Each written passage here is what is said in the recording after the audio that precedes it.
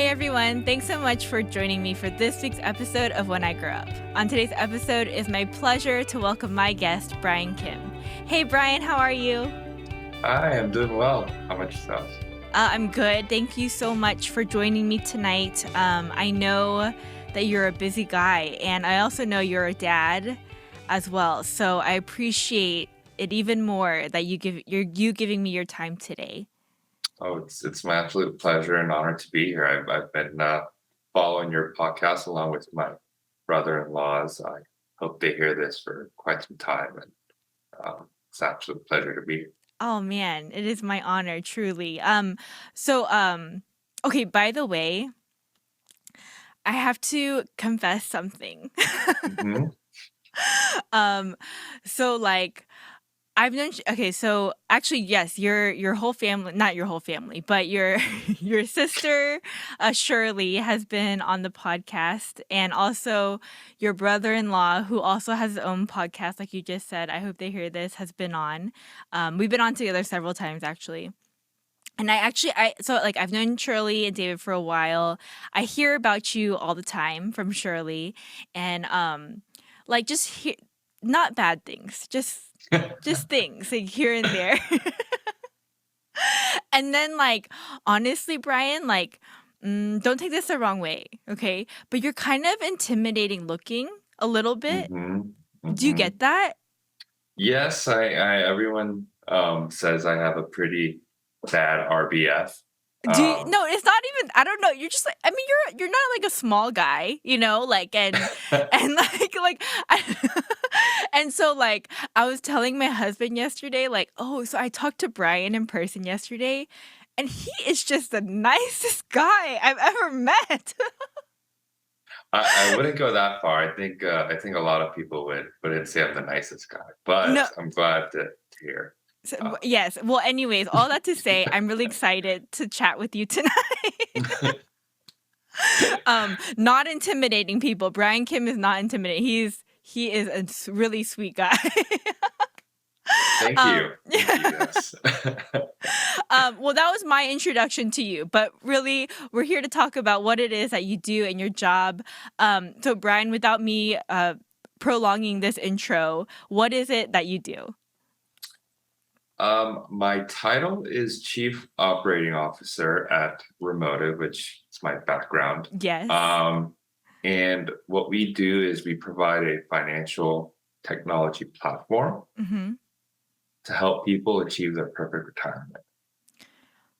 So Perfect in the retirement. yes, now that's a subjective term, but that's our mission as a company. Okay. Um, Right now, I'm sure everyone that is working in a corporate setting, if you will, or in a career that has benefits has heard of what a 401k plan is or the hmm retirement. And I think if I were to ask about 10 people, maybe one out of the 10 would actually have a little bit of knowledge into what it is that the hmm retirement plan is and what they need to be doing. And then the other nine would say, yeah, I've heard of it, or I think I'm doing what I'm supposed to be doing. And what our company is trying to do is bridge that gap and make sure, um, one, the employers are really getting the bang out of their buck for hmm providing that benefit, hmm and then the individuals themselves, excuse me, can retire with dignity and really save for retirement. Okay. I mean, I literally know nothing about retirement plans, but you said technology platform. What does that mean? It's a great question. So when I when I first started, actually, this is my first job out of college, and I've been with them. Oh, really? Okay. So we started off sending paper reports to people's homes, Mhm. and what we do is we have this engine. Our CTO built uh, this engine from scratch, essentially, that helps analyze people's situations and tells them what to do to essentially project a certain amount of wealth in X amount of years. What? hmm So like you what okay, I'm sorry. Let me just stop you. So, so like what you enter like their job or something and then like Right. So what kind of data is put into this engine that produces that kind of uh results? that's a great question. It's funny too because when I first started, I was trying to explain that's what I did, and I still think even my parents don't really understand what I Right. do today. But yeah, we take a lot of personal, like a profile of someone, like their age, their compensation, Uh-huh. their gender, and make a lot of assumptions and say, okay, like based on this information and what you're currently doing within your retirement plan, we'll project that you'll have this amount of dollars at Wow. retirement. Okay. Um, and so sorry. And so you were saying I asked you what a technology platform is. So, uh, that's what it is that you're providing for people, that information? Correct. So what we do is we have an engine that does the number part, Uh-huh. and then we have a platform that people can come on, like a tool that people can come on and enter in, like their spouse. So, for example, if we were to, let's say you ran a company and you hired us, Uh-huh. we would give the education to all of your employees Uh-huh. that's personalized to them. Uh-huh. And they could go in and add their family and other outside accounts to really complete their profile. So there's like an online tool, we have communication. We're actually coming out with an app, which is more geared on savings. And then we have like personal savings coaches, which are real Okay. people that people can speak to and Wow. schedule sessions and things like that to Okay, learn so about how to why save. would a company hire Remotive? Like, That's a great question. So everyone thinks that, especially companies think, well, a lot of the providers we use do what Remotive says that Remotive does. So, for uh-huh. example, like um, I don't want to get too into the weeds of the jargon, but like the retirement plan provider, if you will, Uh-huh. they're the ones that really provide the account. Okay. And then like the company just trusts certain providers to do their job. So like think about like health insurance or dental insurance. Like you get your card, you might get like brochures and things like that. Like go get your teeth cleaned or do this or that with your doctor's appointments. But with the retirement plan, a lot of people are expected to just go and figure it out themselves. Is provided. So back Mm, then, how the industry evolved was it came from I don't know if you've ever heard the term pension. yeah, Um, okay, yes, kind of. like a yeah, I mean everyone's heard it in movies and stuff, but essentially a pension is like think of it like social security money, but with a company. Okay, So it's gotcha. like you kind of put money in your whole career, and then as you retire, your company is required to take care of you. But Oh, that's right, being because like, people are like, "Oh, I don't wanna retire before like, and lose my pension or something." exactly Okay. exactly. There you go. So like there's a lot of things that happen there where they're trying to shift the responsibility from the employer to the employee because what happens if a certain company goes out of business? Um, and things like that. So now that the individual has the responsibility, like they don't know what they're supposed to do. Okay. Um, and so what we're trying to do is just really bring personalized education to get Mm, people engaged and actually use their retirement plan. that's important. Yeah, it's not the most, you know, shiny, Mm, sexy thing, if you will, but I the reason why I've actually stuck with this company and it's my first job and hopefully my last one is mhm. because I really believe in what we're doing. It Um, mm, and it's been really fulfilling just knowing that like one quick example was I went to a benefits fair and like um in California and I was getting real feedback and people were coming up to me saying like, hey, thanks to your company, like I was able to retire confidently. Like I wow. felt okay to retire um and not worried about it or anxious about it. I felt comfort in that. And like I Mm, think just getting that real time feedback, knowing some people can retire and live a peaceful life beyond just their career um, is super fulfilling. Yeah, no, definitely. I mean, and again, every time I talk to someone on this podcast, my first thought all the time is, wow, like truly, like there is a job in areas that I never even imagined. And even more so like these days with technology and like new tech companies and things like that. But you said you're chief operations officer, COO. That's like an executive suite title. So my question is like, did you start this company or how No, I does did not start it. I was uh-huh. the first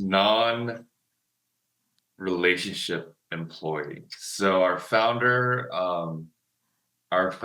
his name is Bob Doogie. He actually was a pioneer in this space, in this Okay. industry, and you know, he's been very successful. And then our founder um, and president currently, they worked together in previous companies, and then essentially they wanted to start a company. Well, I'm sorry, let me backtrack.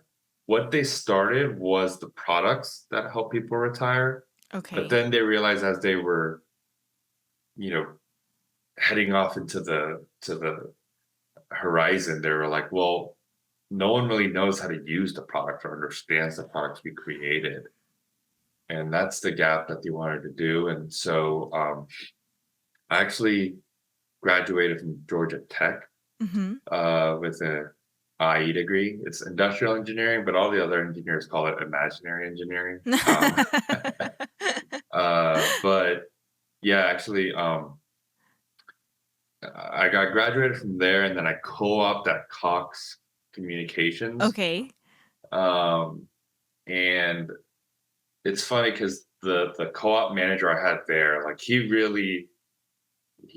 was awesome. I mean, he came from a rough neighborhood, and actually, like, he gave me the shot because I was competing for the job with a close friend of mine, but I Uh-huh. stayed up all night for an exam. Then I went to the interview, and I straight up told him, I was like, "Hey, like, butcher this interview just because I stayed up all night. So I'm sorry." He said that was enough for me to get the job. So Wow. um, yeah, like he just taught me a lot of things about like being a professional, and like he had the best soft skills I've ever seen. Yeah, yeah, which I'm finding is truly very important these days too. Yeah, I mean, I just had the luxury of being able to watch him, but like it was a big corporate office, and he actually, his role and the team I was on was called quality internal customer satisfaction, meaning are the people that are using the software that the company is requiring their employees to use happy with it? So for Mm. example, like if you ran your company and you were like, hey, everyone needs to use Zoom, I would go around with my manager taking surveys, being like, "Hey, do you like Zoom? What do you Oh. hate about it? What do you like about it?" And then we would report it to the people that suggested Zoom to be Oh, used. So interesting. um, I was in a role that wasn't liked, but my manager was very well liked. So it was a really interesting Mm. dynamic for me to observe and learn from. Mm. Um, and so I think just kind of learning from him, and then that really translated into uh, I think my career now, just understanding it's about relationships. And like as I was co-oping, to answer your question, sorry, Mm. I didn't like the co-op experience. Like I hated working for a big corporation. I hated being like just a cog in the machine, if you Yeah. will. Mhm. And so when I graduated, I applied to every company I've never heard of. Oh, that's And when different. Yeah. And so when I interviewed with this company, I went in and they were all in like shorts, Hawaiian shirts, flip flops, and that was it. I was like, you know what? They're different. It sounds like they're working with finance and technology. I'm not really sure I understand what they're doing, but I'll go for it. So Oh, I started as a interesting. data analyst, and then Um, I've just been with them ever since, and climbed the ranks, if you will, because I got to experience anything and everything. So you did that So right out of college then? I did. And you graduated in 4 years? Uh, 5, but like it included me doing the internship for 3 semesters. So, Right, right, right. but yeah. Okay. That's insane. Okay, so as chief operations officer, COO, what does your day look like? Like what is it that you do? What is your function in this amazing company? Cuz I'm like so fascinated right now. Uh, it's anything in that. Well, I would say my most important role is to carry out the vision of the CEO. So Mm. really, my boss, which is also like my big brother mentor, Mhm. he's actually the son of our chairman. So Okay. the founder is Bob Doogie, and our CEO is Bobby Doogie. But um, yeah, we have a really tight relationship, and he's a really great visionary, and I'm about the like execution part of it. So, Mhm. for instance, if he's like, I want to go to, I mean, think about like ways, right? You type in a location. It's like I want to go here. Like I'm the person that thinks through the routes Yes, and I the different completely ways. get it. I completely understand. Yeah. And so we just click that way. So I think that's my most important function. And it's funny because growing up, like I would say I was blessed by God with like a really good group of friends. Mm. And I was never like the funniest. I was never anything really other than I do believe God blessed me with like leadership talent. So um, I never really knew how that would be used, but I Yeah. think what he used through me is the ability to see and pull out the best in people. So Mm. I think what that raw talent that God blessed me with, and just kind of the opportunities I've been given, Mhm. uh, allowed me to land this role. That's incredible. And I mean, I think it's really cool that like cuz growing up, you don't really know who you are and then Hmm. like even I would even say like trying to decide what you're going to do for college, right? And that's kind of the reason why I started the podcast too, Brian, is like I think it's so crazy that at 18 we're supposed to decide what we want to do for the rest of our lives. And then, without really even knowing what's out there. Um and yeah, I mean like the fact that you said like you knew these qualities about you. You didn't know how God was going to use that, but now you're in a place where you're being effective with the skill set that you've been given. And what you were saying about like your boss is a visionary, your CEO is a visionary, but so a lot of times he brings you the vision and you're like, okay, like X, Y, and Z need to happen. How are we gonna do that? Just I only know this from a ministry perspective, but I can relate to that. And um, are there times for you?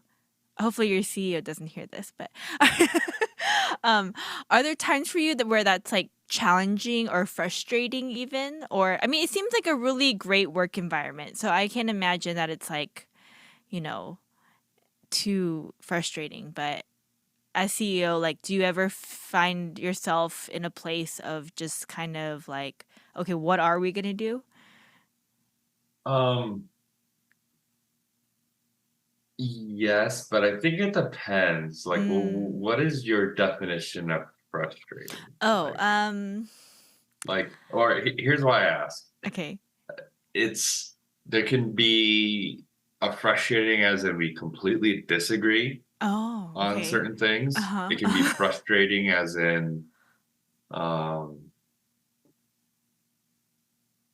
we will go down a path and then change our mind and start over again. Oh, all those things are Um, frustrating. for sure. But they're so critical to success.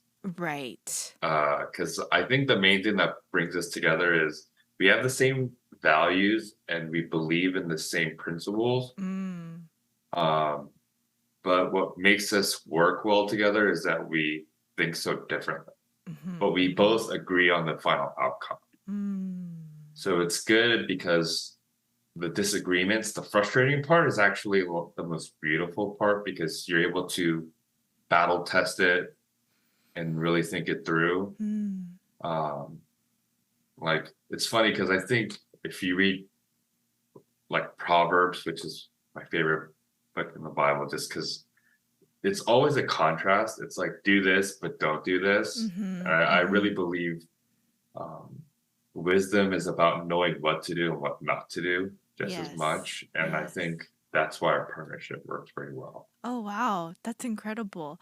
Um, like, okay, I'm just trying to get like juicy things out of you, I guess. But like when you disagree, like hmm what happens? Like, I'm just curious, like, it's just you guys just draw back. You're like, okay, let's revisit, or what do you do?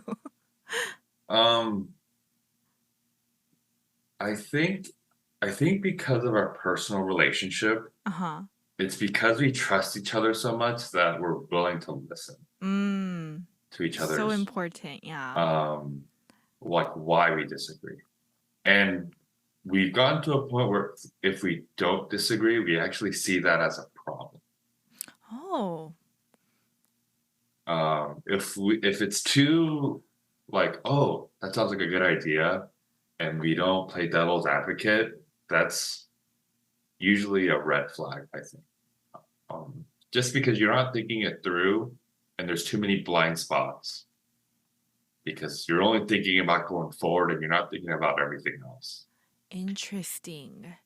And Yeah. I guess as, you know, ex- executives of this company, if you're not thinking what could go wrong, that could be really bad too.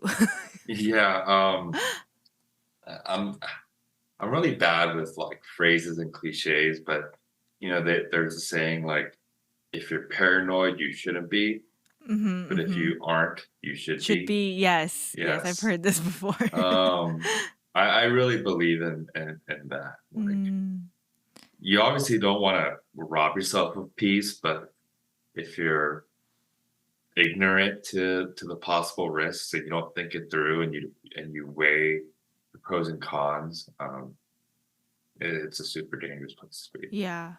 So, okay, Brian, you said you were an industrial engineer, and what David was that too, right? David Sher? Yes, Okay.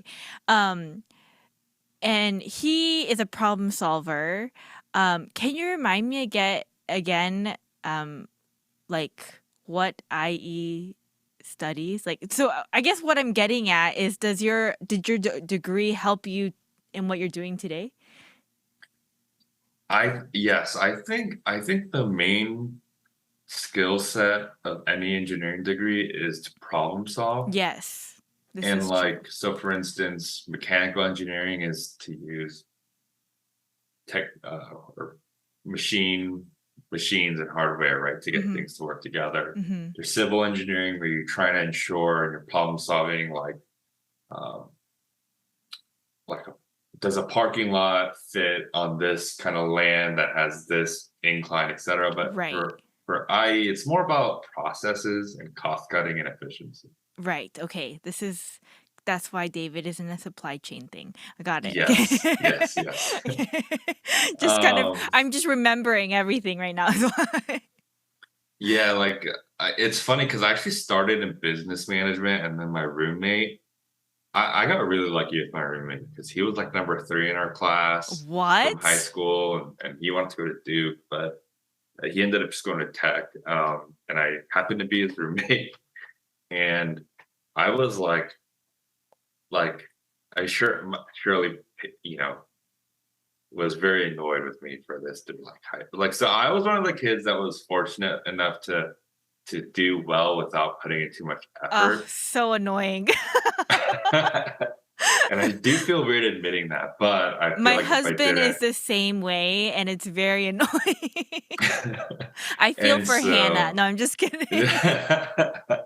yeah, so but I actually didn't really learn how to study until graduate school. But Okay. like through high school and college, like I never really I didn't study too hard, but I did well enough to do um, okay, and I think like my roommate at the time was like, "Hey, IE industrial engineering, they have like the number one job title for this major is CEO. So like the most, right? I should say it the other Oh, way.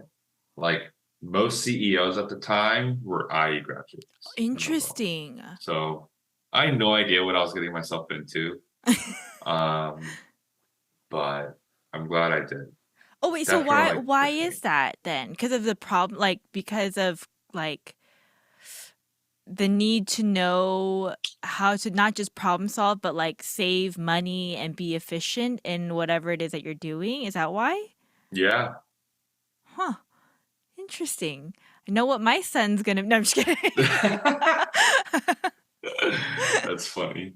Yeah, it's like I remember taking this one course where like there's like this certification called like Lean Six Sigma. Uh-huh. Um, and I watched this video on like a Saturday morning because it was like a Saturday like elective, and literally they did the study of someone who like a warehouse, like a thing of an Amazon packaging warehouse, and someone had like magnetic scissors Uh-huh. placed here, and then the other person had to like just put it wherever they wanted. So the task was as soon as like you package it, you cut the tape, and then you go to the next one. And Oh. so the person that had magnetic scissors there like passed the other person in productivity by like 3,000%. So you like watch and learn things like that. Just even the placement of scissors and like how you think about doing everyday tasks can Oh save my you god. so much money and time. That's crazy. Mhm. So, like, you have to think of things like that? Like, in for your like, your what do you call it? Realm of business. Not obviously that's something task oriented, but in the same way, you have to think of those kinds of roads to take, right? Yes, I think the decisions that I struggle with personally the most because I'm a very optimal, efficient type of personality that I like the wisdom and redundancies Hmm. s- because like think about like if you go camping or okay, I'm like a packer. So if we go like on a trip, I'll Mhm. always take like one extra pair of socks or underwear just in case. Right, So it's right. like things like that where like if you translate it into a business sense, like it costs money, but then the risk of not having that can cost so much more. Right, So it's right. like thinking through those things. I know it's really weird to bring in an example of like underwear and sock or No, no, something, it's not but weird. I get it because 'cause I'm the same way. But um okay. Man, it's a lot of responsibility being COO. yeah, I think I think the hardest part is uh, the burden of leadership Mhm. for sure. Mhm. Where it's not only about like what you do and how you perform, it's how you conduct yourself. Like every move is being watched, and I'm also very young. Hmm. Um, and I'm just gonna say it for what it is. Not that anyone that I work with personally made me feel this way, but I also recognize like I have a little bit more responsibility to represent Yeah, the minority yeah. and especially for being as young as I am to conduct myself in a certain way in certain environments, um, to change that perception and ensure like, you know, um, minority and Koreans, and not just Koreans, just anyone really, no matter what age, can do a good job based on merit. Um, and it's funny because like sometimes, the other leadership will like be blasting millennials, and I'm like, yeah, I'm still a millennial Yeah, too, yeah.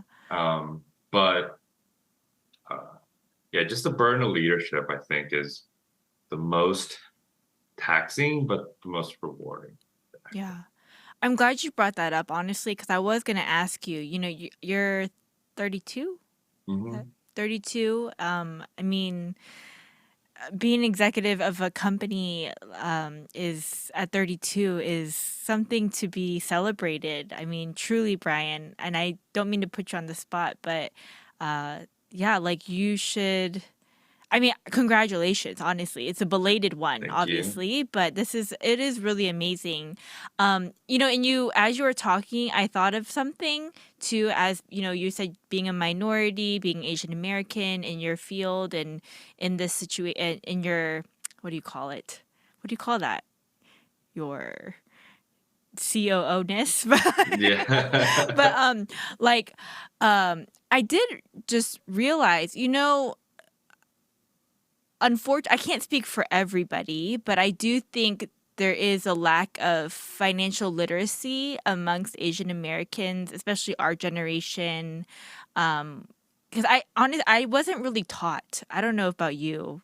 I don't know about your. I know you guys are business owners too, but when it comes to retirement, even I feel like that's like that would be a whole nother like thing that a lot of Asian Americans maybe don't even think about really. I don't know how it is now. Can you speak to that at all? So it's funny you say that because I don't think it's a race thing actually. I just think the Oh, financial literacy, I mean, for instance, you go to your local grocery store and you see let's say very experienced individuals bagging groceries. uh-huh, Hopefully they're there because they want to be and they want the interaction. uh-huh. But like I think the reality is a lot of them are there because they have to be. Um, Are you saying like retired people? yeah, Okay, because they okay. just need the income. Oh, interesting. I guess I do think that sometimes. like Um, um oh, are they bored? It's what I think. But you're saying it's a lot of times it's because no one helped them plan their futures. mhm. Very eye-opening right now. I'm like, wow, Yeah. okay.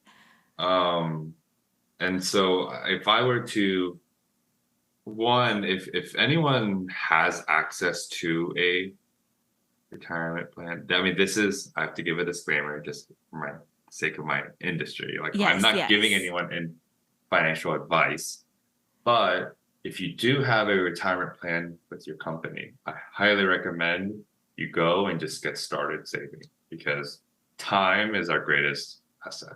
Yeah, yeah. Huh. Okay. Talk with Um, David after this because yes. Yeah, I mean, please take full advantage of it. Anyone and everyone listening. Um, you are allowed to contribute up to $20,500 in your retirement plan annually for this year, and then that'll go up with inflation. But oh. um, leveraging that account now and just letting it build and acting like you don't have that money, Uh-huh. like you don't think about it, you just get in the habit of putting the money away. Like when you retire, that's what you're replacing your income with. So I see. Okay. We might yes, have to have another conversation after absolutely, this. absolutely. I mean, and if you don't have access to retirement plan, there's obviously other alternatives for everybody. So, Oh. um, but Okay. yeah, I mean, I think especially for our age, like our parents being immigrants, they didn't have access to those types of benefits. Yeah. So, like for a lot of our generation now that does have access to it, it's just about the education and knowing what's available and how to use Mm. it. Mm-hmm. That's really critical. So, Hmm. Brian, you mentioned graduate school. yes. So at what point did you go to grad school and was that like a need for you in order for you to become COO or do your job better or was that just a personal choice? Yes, and it I'd like to, one, thank you again for the belated congratulatory words and Of wishes, course, but yes. I, I I have to humbly say, like, it's not me at all. Like, there's just been the support system and Mm, God for sure. mm, Um, and just when I was younger, I, I would pray when I was younger, like, God, just please give me a different life.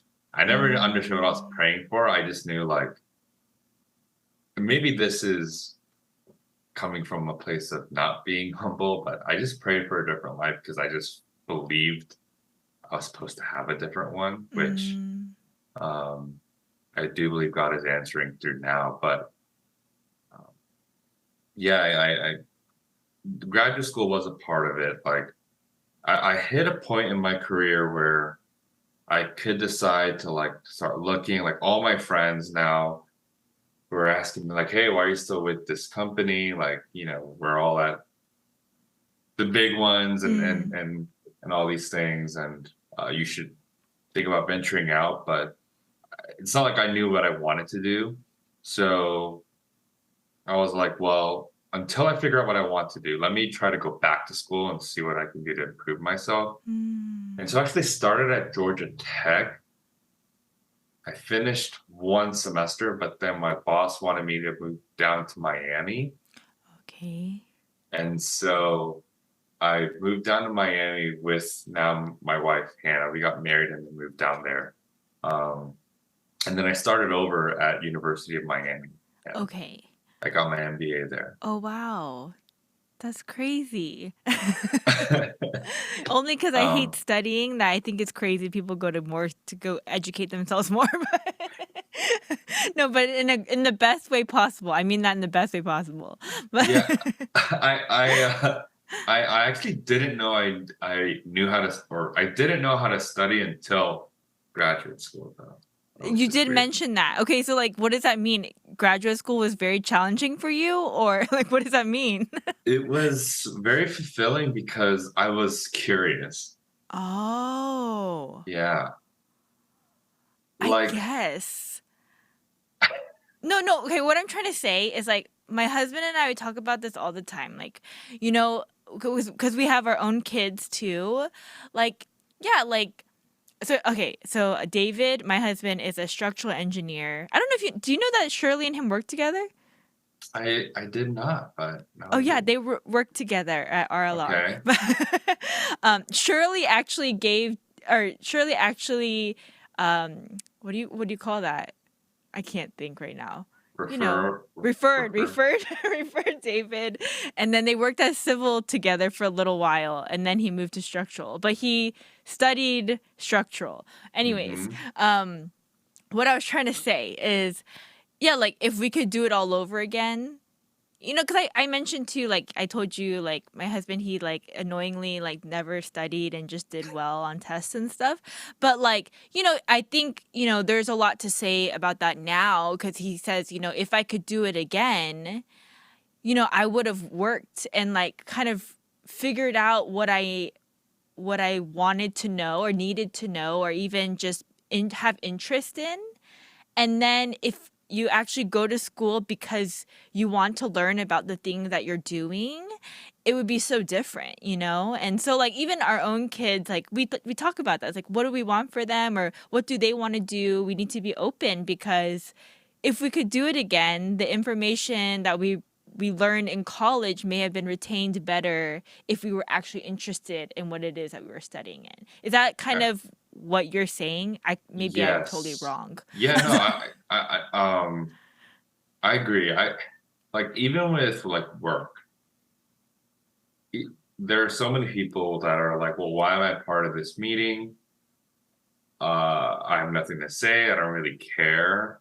I think it's about attitude and perspective, right? Or like people Mm, go to a class and they're like, oh, when am I going to use this? It's like, okay, like if you don't get anything out of that time, I mean, I cautiously say this, but I also have conviction behind it. Like I put the accountability on the person. mm, Like even for me with work, like I don't need to be vocal or I don't have to be the contributor, but like I can still sit and observe and listen because it's important to one be informed and just know what's going on. And so I think like it's good to be curious and for me, fortunately, I think my brain clicked in a way where I just became curious at how the world worked from Mm. business to culture to people to psychology and all these things. So I just started reading a ton, just trying to figure out like why certain things happened. And then um, I came across like Warren Buffett's right hand man, Charlie Munger. He's like a really dry guy, but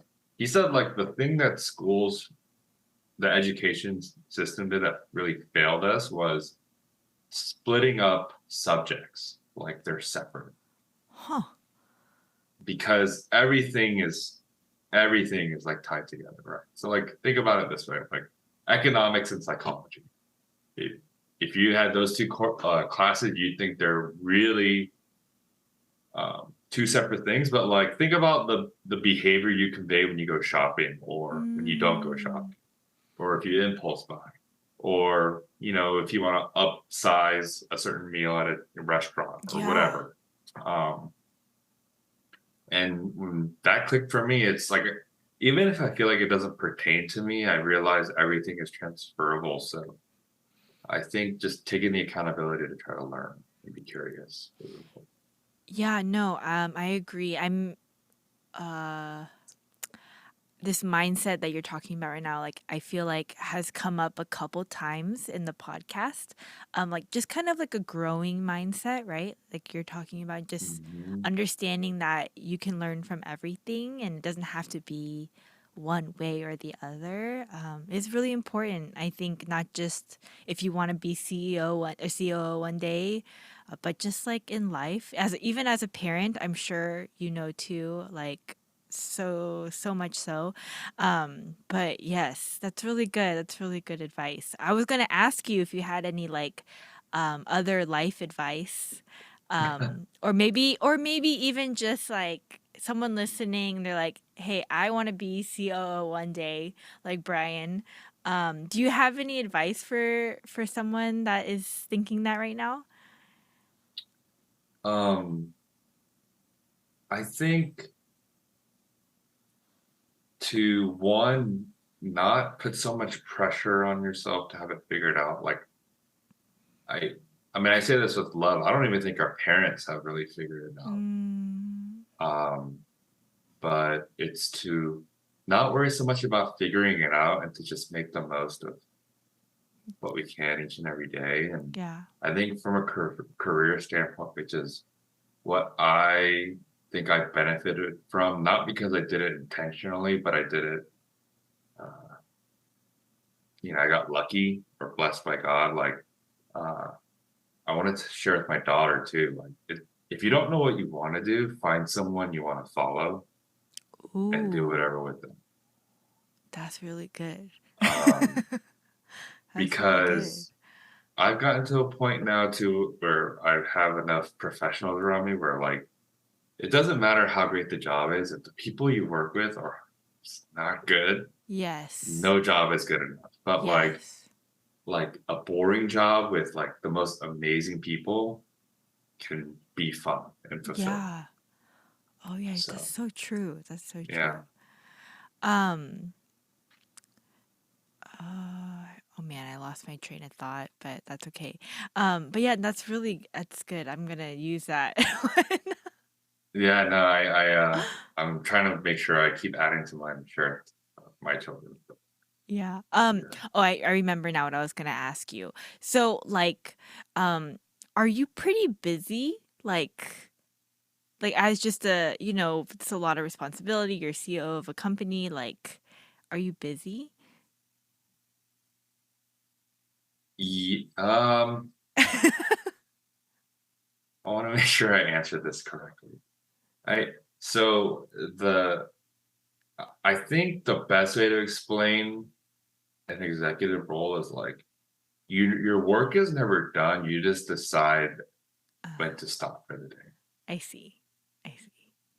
Do you work from Um, home currently? yes. Okay, okay. I heard that's been really hard for people though, like to turn it off. Yeah, I finally learned how to turn it off. Mm. Um, and I set boundaries, Mhm. and like I used to not set boundaries, especially because I was younger and I'm Asian American, and I Sure. was like, oh, I need to do twice as much, twice as hard. But then I was like, you know what? Like, actually, fortunately for me, I think it was more of a faith thing. Like, if I was Interesting. like a lot of people struggle with imposter syndrome, but it's like I stopped thinking that or fearing that. Like when I really, uh, I just had faith that God put me where I'm supposed to be. Yeah. And so as long as I know I'm being a good steward, as in like I'm not wasting time, I don't worry too much about saying like I'm gonna stop here and I'm gonna be there for my wife and daughter or etc. But like of course that's how I think I am. I'm sure I have a lot of moments where I'm not and I could improve a lot, but um, yeah, I think it's just about setting boundaries and knowing like whether I do it right now or in the morning or tomorrow, like, is it going to be the end of the world? Like, hopefully not. Yeah. So, It's usually not, right? Not the yes. end of the world. I mean, the only reason I asked you is, whether you're an executive at a company or even just a working parent, it's always just like that work life balance is so hard as a family man too. And so I mean, you answered already, like just being able to set those boundaries, but I was going to ask you like how you do that because I know that even when you're not an executive, it's hard to balance work and like being intentional at home too. But even more so, I think these days with that work from home life, boundary setting seems to be the most common answer. It's like you just gotta do it is what I'm hearing. Yeah, like, I think fortunately too, because of the position I'm in, Uh I huh. actually, well, I work with Timothy Kim as What's well, up, but Tim? like, um, maybe he can speak a little bit to this, but like I'm intentional with it. So like if someone goes on vacation, Mm-hmm. I like tell them don't work. Like if you Oh work, like yeah. like joke around and be like, oh, you're gonna owe us Starbucks or something. Like don't check emails. And I just try to make sure like people feel safe enough to just say what's going on. Like Yeah. because Yeah. uh like when I do one-on-ones with people, I it's really dumb to think people can separate personal and professional life like Mm-hmm. that, Mm-hmm. especially when they work from home. Mm-hmm. So, for instance, like if let's say we were working together and something happened to your kid, like Mm-hmm. I'm not going to expect you to be 100% focused. Like I would say, hey, you know, hey, Blair, like you're Blair first before, we work together. So focus on that, and the work will be here when you come back, and whatever we Mm. can do to support. So I think it's just being really intentional around that and recognizing that they're a person before they're just an employee. And Right. usually everything falls into line. So I don't know if that really answers the question for someone that's working with a difficult boss, but I think I can't, and everyone has different scenarios, but I hope they have the courage to just stand up for like what's good for them. Yeah. Because if you're not in a good place, you're not even going to produce good work and you're Mm. just going to be unhappy. So you Yeah. should leave. Um. Yes. unha- Unhappy is not good because I mean I liked what you said, it's just like even the people you work with, right? Like you could have the most boring job, but the people you work with, if they're great, like then it's the best job. So it makes a lot of sense. um okay, what do you like least about your job? What do I like least? I think decision fatigue or the Huh? having to make a lot of decisions. Oh, that would okay, I would suck at this job. I'm so indecisive. Oh man, I guess. Is that a real thing, what you just said, decision fatigue? Is Um, that like a term people use that term? yeah, Oh my like, goodness. that's I've why, like, never heard of that before. so, like, Mark Zuckerberg and, like, why Steve Jobs always wore, like, a turtleneck and jeans Yes. and, like, those billion-dollar people that wear, like, simple clothes all the time is because they don't wanna decide what to wear every You're day. that's true, that's true. Oh, that makes a lot of sense. Mhm. Yes, I think it's just trying to make sure you make a lot of really, I think the higher and that's why I say, like, busy the term busy changes because, like, you go from being task-oriented to becoming thought-oriented, Mhm, and, like, your day-to-day as an executive becomes making, like, really important like, a few important decisions every day. mhm, mhm. Um, Oh gosh, that's real. so you're, like, trying to obtain as much information as you can from every Uh-huh. source possible and then making that decision, so I'm in a lot of meetings, and so, like, I think, Hannah, my wife, and my daughter hear me talk constantly, saying the same things over and over Yeah. again, and they're like, "Goodness, like, the people you work with, like, they must be so sick of you," but it's, like, so necessary Right, for you to right. make Oh the right man, decision decision. fatigue. That's crazy. But yeah, okay, I can see why maybe that would be difficult for a job like yours. Okay, so what do you like the best then? I think it's the ability to, um this is gonna sound cheesy, but I honor God. Like, I hope the way I lead and build a Mm. culture is like conveys like God's goodness, if you will, like Mm. um, just to really think about the people first and recognize like we don't need to be ruthless to be able to succeed. Like I don't believe in like the zero sum game where like only one of us can take. Like I just don't believe in that. Mhm, mhm. And so I think that's like the best part of my job where I get to share my faith and like no, obviously I'm not trying to push it on anyone, but I also um, you know, Implement God's goodness. yes. So good. Brian, this has been wonderful. I loved learning more about your job and who you are and what you're about. Thank you again for coming on and sharing your story with us. Um, I feel like we just hit the surface, though, honestly, in this hour. To put you on the spot, would you be open to somebody if they're listening and they're like, "Hey, like I have more questions for Brian, or I'm just interested in what it is that he does." Would you be open to me connecting you with them? Absolutely. And if anyone has questions about retirement plans, I will definitely send them over to Tim. No, I'm just kidding. Awesome. He Yes, can that's a good they can idea. come ask me as well. For sure. Awesome. Well, thank you so much again, Brian. Hey guys, if you have any questions, you heard Brian. He is open to chatting with you. If you want me to connect you, please feel free to DM me on social media or you can email me at podcastwigu@gmail.com. Thanks guys for listening. Until next time. Thanks, Brian. Bye. Thank you.